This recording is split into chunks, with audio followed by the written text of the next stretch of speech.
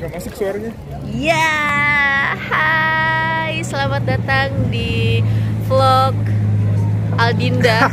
Kita belum namain vlognya sih jujurly, karena ini pertama kalinya kita ngevlog berdua. Biasanya tuh gue sendiri, karena ini bakal gue taruh di vlog gue, Dinda Tahir Channel DTC. Udah lama banget gue nggak aktif. Biasanya kan review buku ya, tapi kali ini gue mau mengisahkan perjalanan kita berdua bisa sampai ke Australia. Lihat di belakang kita ada Opera House dan jembatan yang suka ada di postcard gitu, poster Australia. Ini landmarknya banget ya, kalau di Jakarta bisa dibilang kayak kota tua atau Monas kali ya. Jadi kalau misalkan ke Australia tapi nggak ke Opera Harbour ini belum lengkap. Oke. Nah, kita di sini mau sharing, udah banyak banget yang nanyain kisah kita kenapa bisa sampai ke sini. Kita bukan cuma liburan, tapi kita mau mencari uang, mengumpulkan pundi-pundi Dolar. Iya, kita memulai lagi dari nol. Sebenarnya di Jakarta kehidupan kita tuh kayak udah enak banget gitu. Rumah udah ada, mobil udah ada. Pokoknya kayak udah enak lah, kerjaannya juga udah enak, udah settle banget, udah karyawan tetap. Tapi orang-orang mungkin yang nggak terlalu kenal kita agak kaget nih, kenapa kita tiba-tiba memutuskan untuk merantau agak jauh dari Indonesia. Tuh, justru karena udah settle itu, makanya kita mau nyari tantangan baru. Kayak di Indonesia udah agak gerah, udah mentok, jenuh, penghasilan segitu-gitu aja, tapi kebutuhan naik terus. Akhirnya gue sebelumnya berterima kasih banget sama Mbak Evi Love, karena dari Mbak Evi lah gue tahu info-info tentang gimana gue bisa sampai ke Australia ini. Jadi waktu itu singkat cerita gue DM-an sama Mbak Evi. Aduh, jujur ini pegel ya, gue nggak pakai tripod ya. Waktu itu gue DM-an sama Mbak Evi. Jadi ceritanya Mbak Evi itu lagi upload story tentang mobil tuanya. Mobil tua apa bukan ya, pokoknya mobilnya dia waktu dia di Australia. Dia berkisah lah tentang mobil itu. Jadi kemana-mana tuh dia naik mobil itu. Mobilnya juga kelihatannya kayak PW banget gitu. Nah gue tanya apa gue komen? Kayaknya gue komen enak banget deh, pengen kayak Mbak Evi, pengen bisa jalan-jalan keliling-keliling kayak gitu. Terus Mbak Evi dengan enaknya ngomong, kenapa enggak, coba aja gitu. Terus disitulah gue nanya-nanya, iya tapi Aldi orangnya settle banget, dia tuh nggak bisa yang namanya berpetualang keluar dari zona nyamannya dia. Terus Mbak Evi ngejelasin lah, ada satu visa ini namanya WHV, yaitu Work and Holiday Visa. Nah akhirnya Mbak Evi ngasih brief informationnya tentang WHV itu. Gue pun riset lebih dalam. Akhirnya gue menemukan, oh this is it, kayaknya gue harus ngambil visa ini. Akhirnya mulu sih, ridandan banget gue ngomong. Ya pokoknya in the end gue sounding nih ke si Aldi, mau nggak kalau kita ke Australia, kayak gitulah intinya ya. Terus surprisingly gue nggak nyangka jawaban dia ternyata yes, let's go, segampang itu. Padahal dari awal gue nikah nih sama Aldi, gue ngajakin dia buat merantau kemana tahu itu, tapi dia selalu nggak mau, karena ya itu yang tadi gue jelasin, dia nggak bisa keluar dari zona nyaman. Tapi kemarin itu gue ajakin ke Australia dan dia tiba-tiba mau. Emang kayak udah momennya sih, dia juga kayak udah jenuh sama kerjaannya. Lo tahu nggak sih, dia itu kerja berangkat paling pagi, lebih pagi dari gue, dan pulang lebih malam dari gue. Udah gitu kerjanya dia tuh kayak wow, sangat memusingkan kepala gitu. Dia tuh kalau pulang ke rumah bawaannya jutek banget, kayak kalau diajakin ngomong bisa perang tuh, langsung salah ngomong dikit, salah sikap dikit pasti jadi berantem.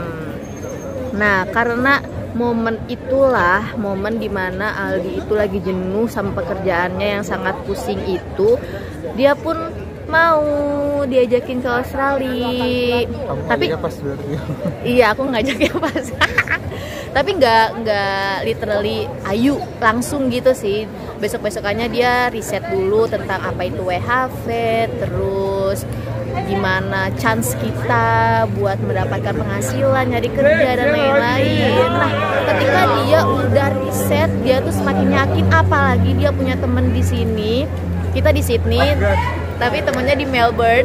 Makasih ya Afgan dan istrinya yang udah baik banget untuk share informasi untuk kita nih yang masih Nora, yang masih mau menyambangi dunia baru. Makasih banget udah kasih infonya yang sangat penting. Dan kemarin itu sempat mau nampung kita karena kasihan kita ngelihat kita kayak agak terlantar ya. Di sini awal-awal struggling banget, sempat susah nyari room atau nyewa atau rent house gitu. Betul banget. Nah, awal-awal kita sampai sini tuh kayak bener-bener perjuangan banget sih. Kita sempat berantem karena dia nih orangnya sangat kaku dan sangat memusingkan suatu masalah gitu. Sedangkan gue orangnya yang kayak ya udah, let it flow, nanti juga ada jalan keluarnya gitu, kayak dua kubu berbeda gitu kan. Tapi that's why mungkin itu yang bikin kita jodoh. Banyak banget dari kemarin tuh yang nanyain, lo kok bisa ke sana sih, gimana caranya, kasih tahu dong, bla bla bla, lo di sana ngapain, kerja, kuliah atau yang lain-lain. Nah, untuk orang-orang yang taunya gue di sini kuliah, mohon maaf, kita sempat berbohong waktu di Jakarta, waktu di Indonesia, karena kita nggak mau ngasih tahu yang lebih dalam gitu, karena agak ribet nih masalah WHV ini, work and holiday visa, kalau kita ngejelasin. Kan kalau kita ngomong kenyataannya. Betul, banyak yang meragukan. Hah, emang segampang itu nyari kerja di negara orang gitu-gitulah. Nah, kita nggak mau bikin negatif thinking itu jadi bad vibes buat kita. Makanya kita kayak keep the information for us only. Terus kita bakal ngasih tahu nanti setelah kita sampai sini, seperti itu. Nah, untuk yang penasaran sama apa itu WHV, bisa banget langsung browsing-browsing di internet, banyak banget informasi tentang itu. Dan juga udah ada beberapa influencer-influencer tentang WHV, ada Muda Keliling Dunia, sama satu lagi Cherry siapa ini Instagram? Austin kalau nggak salah Instagram. Cherry Austin ya, Sangat kalian informatif. sangat informatif dua orang itu. Kita juga berterima kasih sama Rudy dan juga Cherry yang udah baik banget nge-share informasinya di Instagram. Kita tuh follow, terus kita catet-catetin informasi-informasinya yang sangat berguna. Terus mau tanya-tanya lebih dalam bisa tanya ke gue atau ke Aldi, silahkan. Tapi tanyanya please jangan yang template gitu ya, tanyanya agak lebih dalam gitu. Browsing dulu, cari informasi sedalam-dalamnya baru tanya. Betul, budayakan membaca dulu baru bertanya kalau nggak ngerti ya kan. Nah, kenapa sekarang kita memutuskan untuk bikin vlognya? Karena sebenarnya udah pengen ngevlog tuh dari awal sampai sini. Kita udah 2 minggu di sini, 2 minggu kan? Pas banget 2 minggu, kita sampai tanggal 19 September, sekarang udah tanggal 2 Oktober. Kurang sehari kan? Ya kurang 2 minggu kurang sehari. Yes, kita nahan-nahan supaya gue dapat gaji pertama dan dua-duanya udah kerja gitu, biar kita bisa ngejelasin plus minusnya gimana. Tapi lebih banyak plusnya sih kayaknya, advantagesnya banyak banget. Oke, nah dari kemarin tuh gue pengen ngevlog sekalian mau kasih tahu nih gajinya berapa. Karena jujur li pas nerima itu gaji, kita berdua tuh kayak sangat shock gitu, kayak what, seriously, kayak gitu, kayak unbelievable. Itu uangnya itu kayak kalau misalkan kita kerja di Indonesia, kayak kita kerja di Jabodetabek gitu, bisa kita dapetin setengah bulan kerja ya Yong. Iya, setengah bulan kerja baru kita bisa dapetin. Sedangkan gaji gue yang tadi gue dapet itu hitungannya cuma 2 hari kerja. Seperti itu. Jadi kalau di sini tuh dikasih tahu dulu ya, sistem gajinya itu seminggu atau 2 minggu. Jadi per seminggu atau 2 minggu itu gajian. Jadi nggak ada yang namanya tanggal tua. Nah, karena gue mulai kerjanya tuh tanggal 24, 25, Sabtu dan Minggu, jadinya digajinya tuh baru 2 hari itu. masuk periode minggu kemarin lah gitu intinya ya. Terus pas gue buka itu gajinya, gue ngeliat nominalnya, tahu nggak berapa? Ini bukan maksud Jumawa ya, tapi kayak mau ngasih tahu dan mau menginspirasi kalian semua yang masih muda-muda dan energinya masih banyak. Siapa tahu mau melanglang buana juga ya kan, sekalian ngumpulin uang buat nanti masa tua di Indonesia. Nah oke, lanjut. Gajinya itu adalah 280,5 Australian dollar. Bisa kalian konversiin sendiri ya ke rupiah. $1 Australia itu sekitar 10 ribuan rupiah lah ya. Jadi kalau dikonversiin tuh 280 2.800.000-an. Bayangin tuh cuma 2 hari kerja. Seharinya berapa jam? Oh ya, seharinya kerjanya itu cuma 6,5 jam. Ya, 6,5 jam. Terus dikasih jatah breaknya untuk makan 30 menit aja. Nah tapi meal break itu yang 30 menit nggak dibayar, jadi itu nggak dihitung. Nah kemarin tuh 2 hari gue kerja dapat $280,5 itu hitungan 12 jam 45 menit dapat segitu. Kebayang nggak sih kalau misalkan udah dapat full gaji seminggu atau 2 minggu gitu. Dan you know what, sekarang kan Aldi juga udah kerja. Nah rate gajinya dia berapa Yok? Rate gaji itu di weekday 26 sampai $28 Australian dollar. Weekend itu 36 sampai $38. Public holiday double pay. Kita di sini nggak apa-apa, nggak libur public holiday, nggak apa-apa, nggak libur weekend, yang penting cuan. Jujur Li, gue sama Aldi sih emang orangnya tuh nggak terlalu suka libur pas Sabtu Minggu ya, pas lagi weekend. Kita lebih suka liburnya tuh pas weekday, karena kalau misalkan kita jalan-jalan kemana-mana pas weekend tuh rame banget kan. Jadi lebih baik kita libur pas weekday. Kalau mau jalan-jalan juga lebih enak, sepi gitu. Oh iya, kita harus spill juga nih kita kerja di mana. Oh iya. Ini yang udah banyak banget yang nanya, "Lu kerja di mana sih, Din?" bla bla bla, pada penasaran, pada kepo dan pada ngiranya gue kerja jadi reporter lagi gitu. Padahal kalian semua pasti tidak akan menyangka pekerjaan aku di sini apa. Oke, langsung aja. Pekerjaan gue di sini adalah kitchen hand. Sebelum gue jelasin kitchen hand itu apa, coba kasih tahu dulu kamu kerjanya apa? Kalau gue kerjaannya room attendant. Yeay. Gue di hotel cuy. Ya kalau gue kitchen hand di cafe, kalau Aldi sebagai di bagian room attendant di sebuah hotel. Nah kebetulan tempat kerja kita itu rame banget, nggak tahu kenapa. Padahal ya pas sampai di Sydney tuh gue kayak kaget, kok ini kota sepi banget ya, jam 4 sore tuh toko udah pada tutup. Bayangin kita mau nyari makan sore-sore buat makan malam itu susah banget karena udah pada tutup gitu. Terus orang-orangnya tuh kayak jarang, ini manusianya pada kemana gitu. Padahal kan ini termasuk negara yang besar, apalagi Sydney katanya kota yang paling rame di Australia kan. Tapi kenyataannya kita lihat orangnya jarang banget. Nah sekarang kamu kasih tahu job desk seorang room attendant. Room attendant itu ya kalian yang pernah ke hotel ya pasti tahu lah.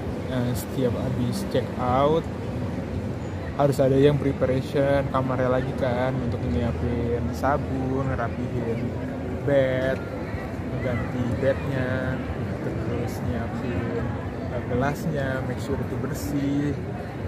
Ya pokoknya kayak gitu room attendant. Jadi room attendant itu ternyata gue juga baru tahu sih setelah dia menyambangi dunia itu. Room attendant itu ada 3 bagian gitu ya. Ada yang jadi housekeeping, ada yang jadi public area, ada yang jadi houseman. Nah masing-masing itu area yang dibersihkan itu beda-beda. Nah kalau Aldi kebetulan sebagai housekeeping, jadi dia itu yang bersihin kamar-kamar tamu-tamu setelah mereka check out dari hotel, seperti itu.